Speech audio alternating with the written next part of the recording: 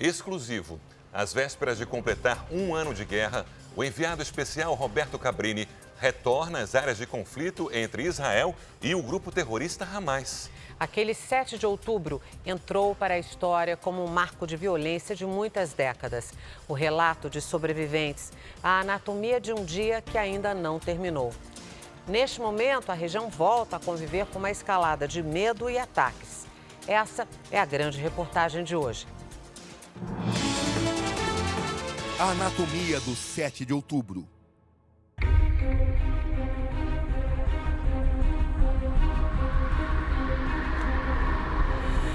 Na Terra Santa, o 7 de outubro ainda está longe de terminar.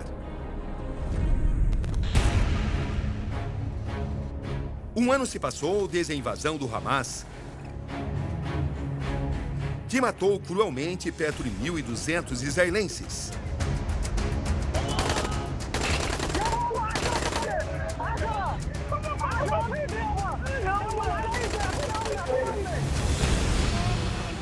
Eles se espalham e atacam por todos os lados. Tudo é registrado pelos terroristas.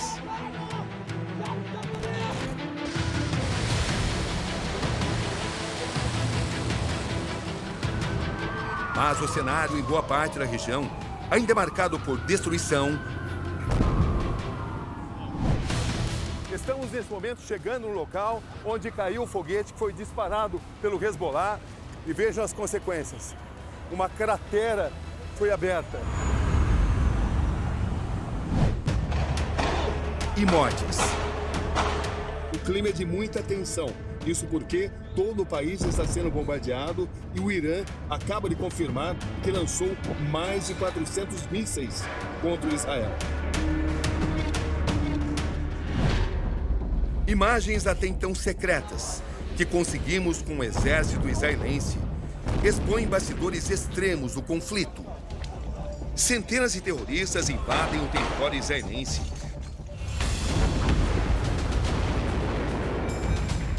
Com a ajuda de explosivos colocados contra o arame ou muros.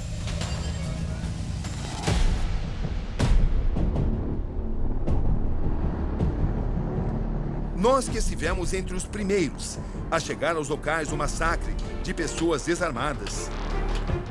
Aqui foi realizada a festa rave. Havia milhares de pessoas.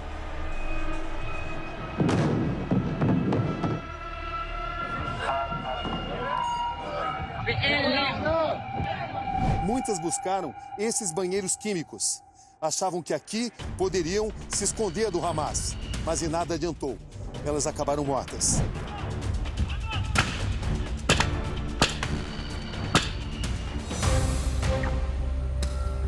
Um ano depois, estou de volta.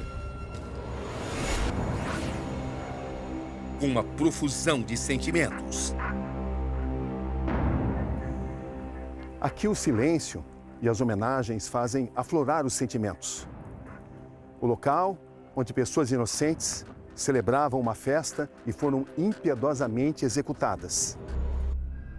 São muitas reflexões, questionamentos, projeções do futuro. Tudo vem à mente. Para descrever de forma ainda mais precisa os acontecimentos, dessa vez estamos acompanhados por 2 jovens brasileiros. Eles viveram na pele o terror. Pegou, sal!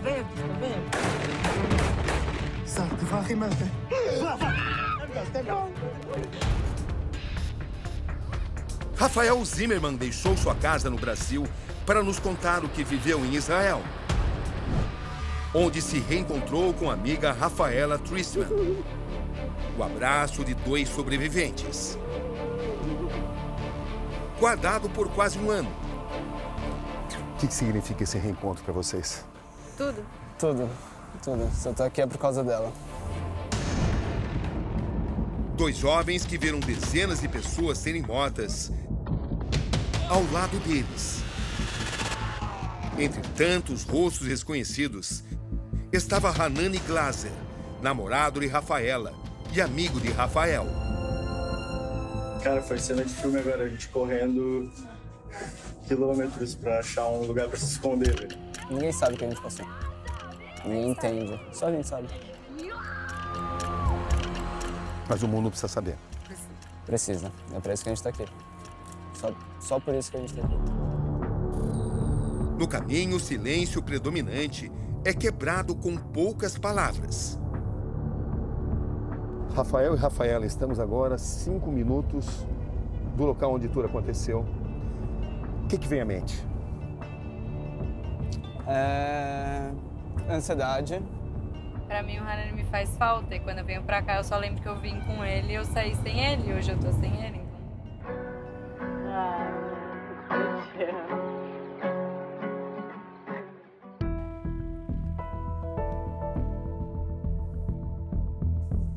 A nossa barraca tava bem aqui.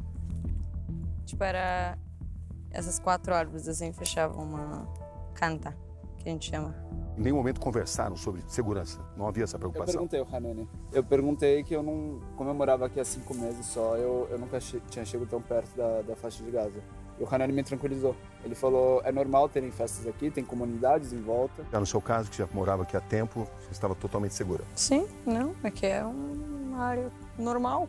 Tipo, eu tô dentro da área de Israel. Não teria por que ter um problema.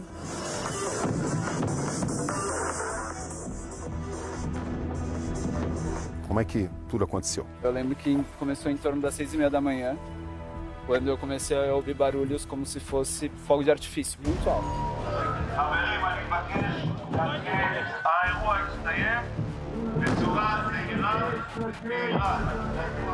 Ninguém sabia o que era uma guerra. As pessoas estavam nervosas porque tinham mísseis. A gente tá do lado de Gaza, só por isso. Claro. Mas era muito míssil. Mas ninguém pensava numa invasão. Não. E a gente para naquela estrada. Naquela estrada a gente começa a pedir carona. Até que um carro para e aí eles deixam a gente a menos de 2 minutos da festa num bunker, num ponto de ônibus.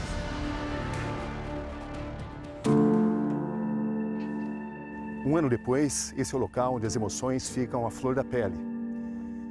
Onde havia um grande palco e onde o DJ se apresentava, hoje estão centenas de homenagens. Rostos, perspectivas, sonhos, expressões. É difícil descrever em palavras. Está tudo aqui. E ali no fundo, uma história tão brasileira e tão representativa de tudo que aconteceu aqui. Ali está a homenagem a Hanani Glaser, com seus amigos Rafael e Rafaela.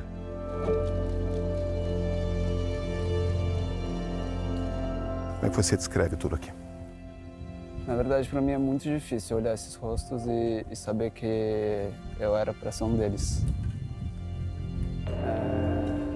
Você olha os rostos, é todo mundo sorrindo, todo mundo com alegria, e aquele dia nenhum deles teve a oportunidade de se defender. Como é que essas pessoas morreram? O que você sabe? Torturadas, muitas dessas meninas abusadas, até a morte. Eles morreram por nada. Pelo simples motivo das pessoas odiarem por nada. Lembro delas com a perspectiva de viver uma vida, de sonhar, de ser feliz. E tudo isso foi tirado com a maior brutalidade possível, com o maior ódio possível. Eu não imagino a dor da família delas. O abraço que eu posso dar na minha mãe, eles não podem dar.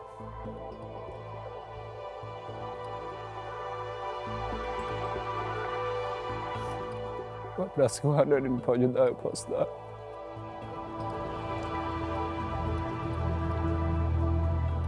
O que você gostaria que as pessoas soubessem? Ele salvou minha vida. Eles são heróis. É a melhor pessoa que eu já conheci. Que ele sempre botava a família e os amigos em primeiro lugar.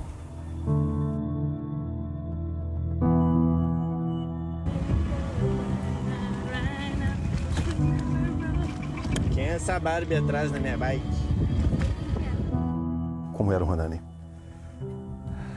Cheio de vida. alegre, feliz, radiante. E ele, até o final, ele lutou para defender a gente. E se hoje eu tô aqui é graças a ele. Porque eu sei que se eu não tivesse ido pro bunker, talvez eu não teria sobrevivido.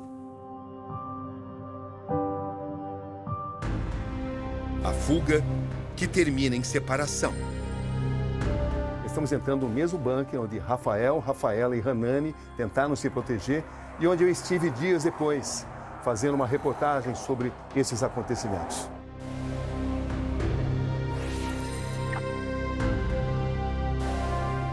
Está anoitecendo aqui na fronteira entre a faixa de Gaza e Israel e a menos de 2 quilômetros do local onde foi realizada a festa rave, encontramos um outro local que muita gente procurou, muita gente buscou como forma de proteção. Esse abrigo trata-se de um bunker. As pessoas, naquele dia, naquela madrugada, vieram para cá.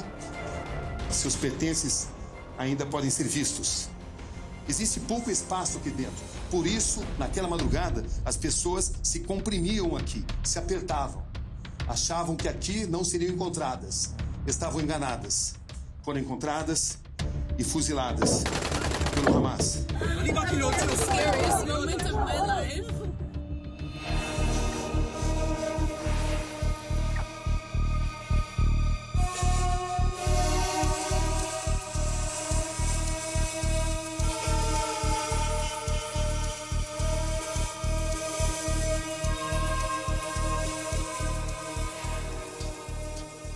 A partir do momento que vocês chegam aqui, o que acontece, Rafael? A gente foi para esse canto. A gente foi os primeiros a chegar aqui dentro, nesse bunker. A gente fica nesse cantinho. Eu fico aqui encostado na parede, a Rafaela agachada aqui e o Hanani aqui do lado de pé. E começa a chegar muita gente. Até que no final tinham 40 pessoas aqui dentro. Não dava para respirar, era insuportável, era muito quente. Eu tava aqui encostado na parede, meio agachado, até que eu começo a sentir tiro vindo nas minhas costas, só que ele não passa a parede do bunker. Então eu tava aqui e eu sentia um impacto. Pá, pá. E depois eu vi aquele barulho de filme. Eles jogaram uma granada. Nessa hora, o Hanani e a Rafaela se agacharam, eles ficaram bem agachados. O Hanani, de uma forma espetacular, ele colocou um fone de ouvido nela, para ela não ouvir a troca de tiro. Eu coloquei a mão sobre os dois e comecei a rezar. Favor Deus, favor Deus, favor Deus, favor Deus, sem parar, sem parar. A primeira coisa que eles fizeram foi jogar um gás que... Eu lembro que eu tava aqui, eu colocava a mão na garganta, eu tentava puxar o ar, eu não conseguia respirar. E do seu lado, o que você via nas pessoas? Desespero. Virou um colapso aqui dentro.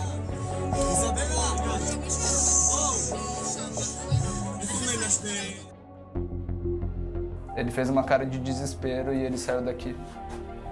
E aí ele saiu daqui do fundo e foi pra frente. Ele começou a passar as pessoas. Tinha um mar de gente. E ele passou as pessoas e foi até a frente, porque ele queria reagir, ele queria fazer alguma coisa. Eles queriam executar todo mundo? Eles acharam que tinham executado todo mundo. Eles tinham certeza.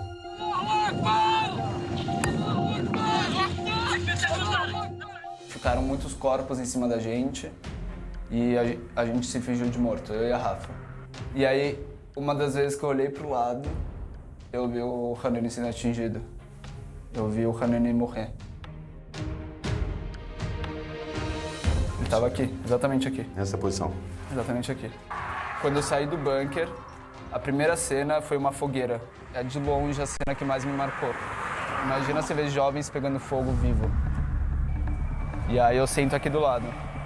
Naquele dia tão difícil, qual foi a parte que não sai da cabeça, que toda hora está na cabeça?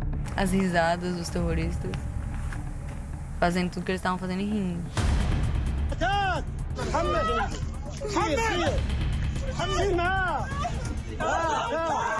Um lugar que se transformou em imagem emblemática daquele sábado, 7 de outubro. Aqui temos o que sobrou de cerca de 800 veículos que depois da invasão foram alvejados, metralhados, explodidos e transformados em barricada. Dezenas de pessoas morreram dentro desses carros ou perto deles.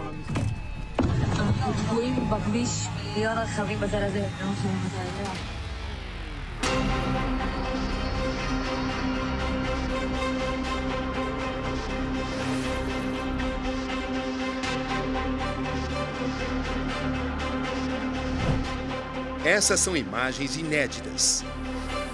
10h50 da manhã. O Hamas invade um hospital. Um terrorista está ferido. Armados exigem atendimento.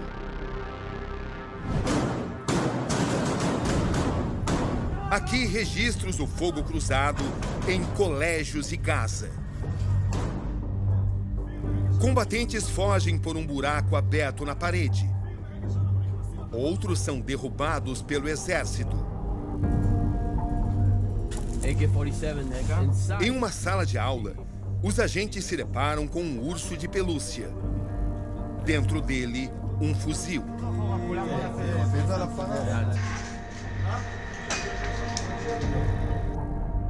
Estamos agora a caminho do kibbutz Be'eri, no sul de Israel. Aqui, 132 israelenses foram mortos. Outras 32 pessoas foram levadas como reféns. Ao ver essa imagem dessa casa totalmente destruída, é inevitável que a gente faça uma reflexão. Kibbutz são lugares onde vivem pessoas de forma comunitária, um ajudando ao outro. Não existem aqui combatentes. Não existe aqui dentro uma ideologia de destruição ao inimigo. Apenas pessoas que tentam sobreviver, como também existem pessoas que tentam sobreviver do outro lado da fronteira. Mas esta é a marca mais clara e mais difícil de uma guerra, a da destruição e a da matança de inocentes.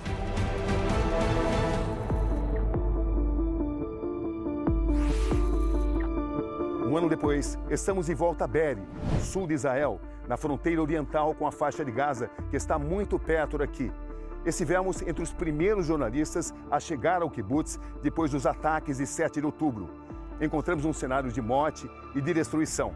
Somente aqui nessa área havia 7 casas. Todas foram destruídas. A área agora foi limpa para que possa haver uma reconstrução. Aqui estão as fotos, as imagens das vítimas. Somente aqui, nessa área do kibbutz, 14 pessoas foram executadas. Os dizeres mostram toda a indignação. Assassinados num ataque terrorista brutal pelo Hamas. Conheço Nili Barsinai, uma sobrevivente. How are you? Thanks for coming and for listening. São 52 anos vivendo em Be'eri. É também aqui, na terra onde construiu sua vida, que Nili encara seu momento mais trágico.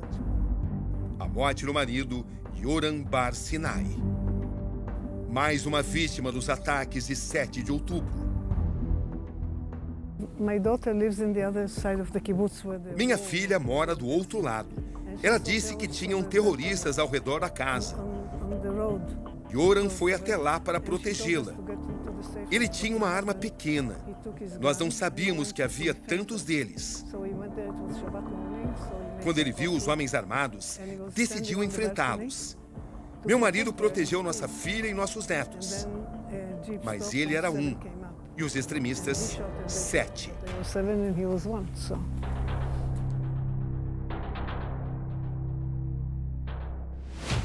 Esse áudio exclusivo revela uma conversa entre extremistas do Hamas.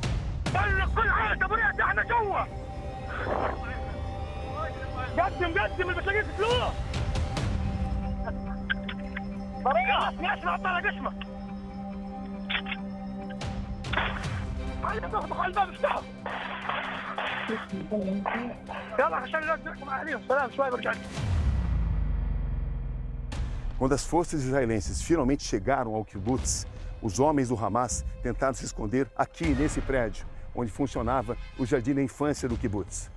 Aqui estão as marcas e disparos, são disparos feitos pelas forças israelenses, exatamente porque os terroristas tentaram se esconder aqui dentro.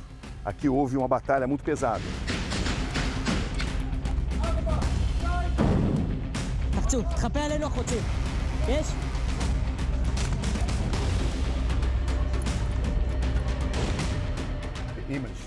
Pergunto qual a imagem mais forte em sua memória. Strongest one that you have in your mind. There was a mother. Tinha uma mãe que deixou uma mensagem de voz em um grupo que tínhamos. Quando o tiroteio começou, as pessoas tentaram avisar umas às outras. E ela disse: mataram meu bebê. They would say, How many children get killed here? 10, one baby and 9 adolescents.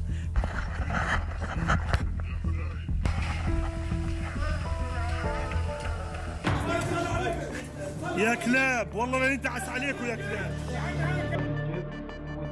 Tivemos acesso aos interrogatórios de integrantes do Hamas. Seu nome: Manar Mahmoud Qassem, 28 anos. Invadimos um kibbutz. Entramos em uma casa. As pessoas estavam assustadas. Havia uma jovem em um dos quartos.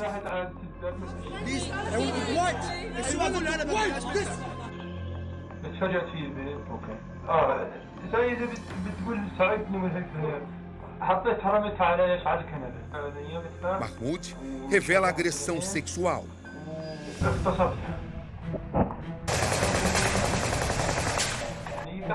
Durou no máximo 2 minutos e meio. Daí ouvi gritos vindos da rua. 2 homens invadiram a casa, entraram no quarto.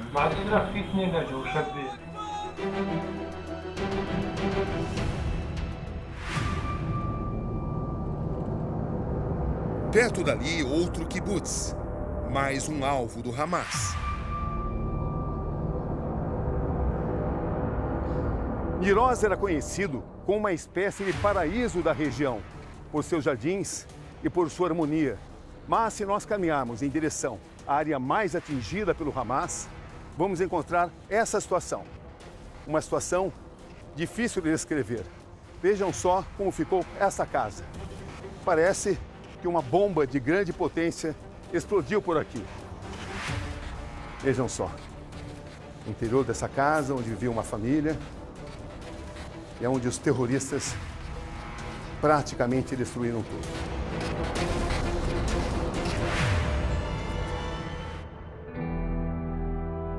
Essa imagem choca o mundo. Em meio aos ataques, um bebê com 10 dias de vida no parapeito de uma janela. Essa é a família do pequeno Kai. Como vai? Tudo bem? Obrigado por ter vindo. Você fala português? Eu falo um pouco. O pai, Uriel, é professor de capoeira. O amor pelo Brasil faz ele quebrar o silêncio. Qual foi o momento mais marcante? O momento que jamais você vai esquecer? Encontro dos terroristas que tentavam entrar, nós seguramos a porta com toda a nossa força para sobreviver, para guardar a meu filho novo. Essas são a mãe Amy e a avó Débora. Naquele 7 de outubro, todos estavam felizes com a chegada de Kai. Desesperados, eles se escondem no bunker e pedem ajuda pelo celular.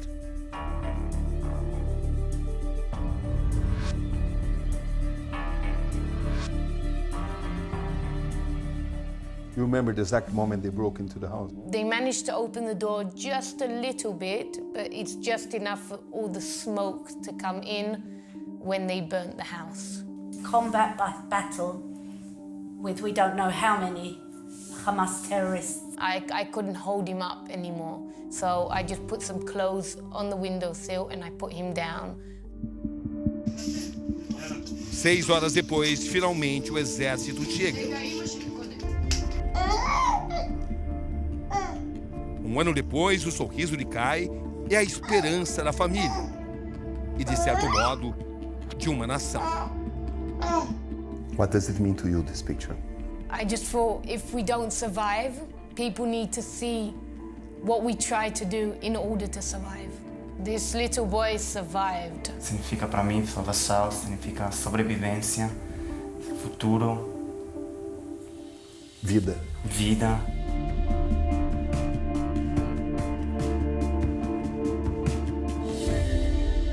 Esta sala especial do exército israelense guarda muitos segredos.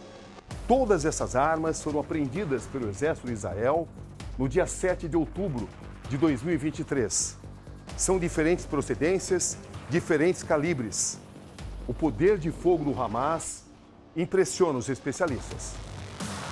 Major e advogado do Exército, Rafael Rosensheim assumiu a função de porta-voz do Exército com um objetivo: levar ao Brasil as informações sobre a guerra. Por que o serviço de inteligência israelense, considerado por muitos como o mais eficiente do mundo, não conseguiu prever 7 de outubro? Nós acreditávamos que enquanto a faixa de Gaza estava prosperando, o Hamas não ia cometer um ataque tão bárbaro como foi no 7 de outubro, causando um dano terrível à sua população. Nós acreditávamos que os terroristas do Hamas amam mais seu povo do que odeiam Israel.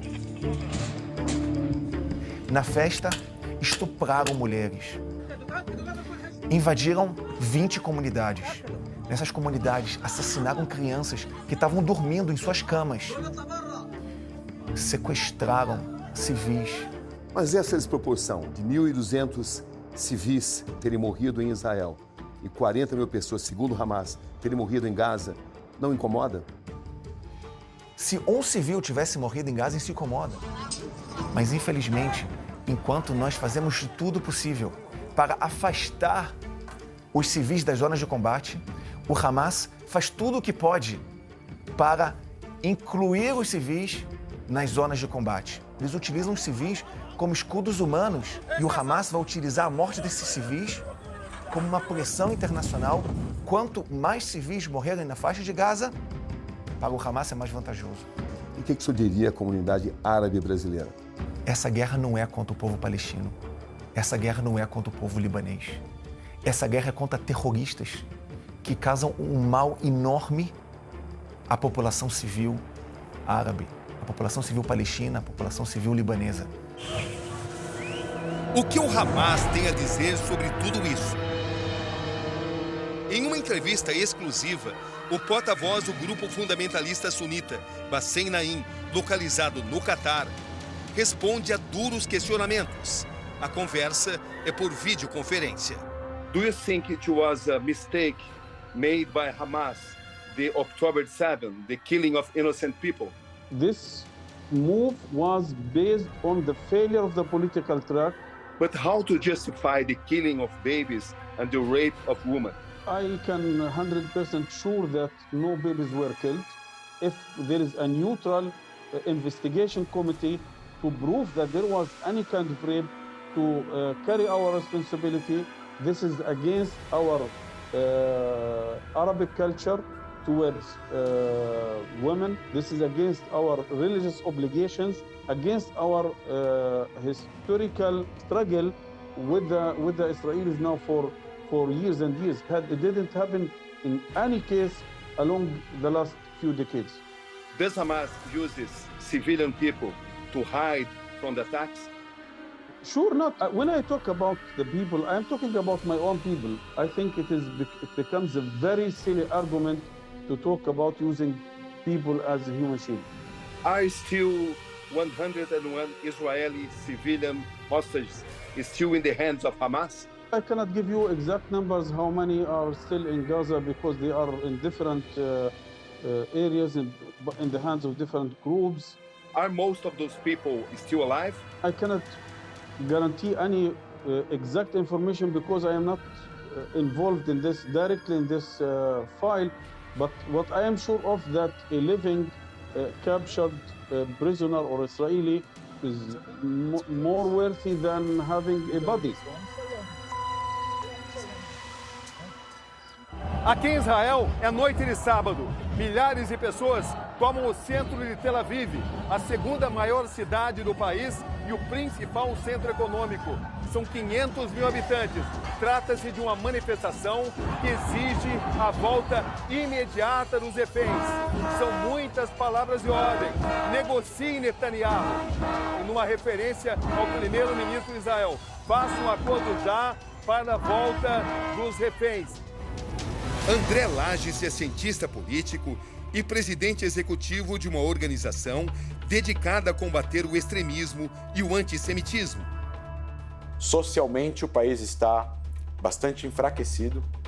Existe muita divisão política no país, o país está muito polarizado. Existe uma crise política, social, de protestos. A gente está falando de 101 reféns que ainda não voltaram. Então, isso é um trauma ainda em evolução dentro de Israel. O 7 de outubro, para o povo judeu, é o Holocausto moderno. Não tem discussão sobre o que eles fizeram, não tem discussão sobre uma cultura de ódio que é tão enraizada que você cria pessoas que literalmente têm gosto em te ver sangrar. E aí a gente tirou uma foto olhando pra frente e meio que sorrindo, apesar de toda a destruição que estava lá. E aí eu sempre falo que aquele sorriso, aquele olhar é de esperança, porque tudo vai dar certo no final.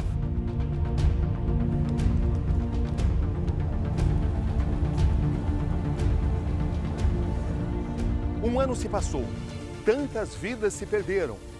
O que de fato aprendemos com o 7 de outubro? Qual é a verdadeira chance para a paz? E você já sabe, o Câmera Record com Roberto Cabrini é logo depois de A Fazenda.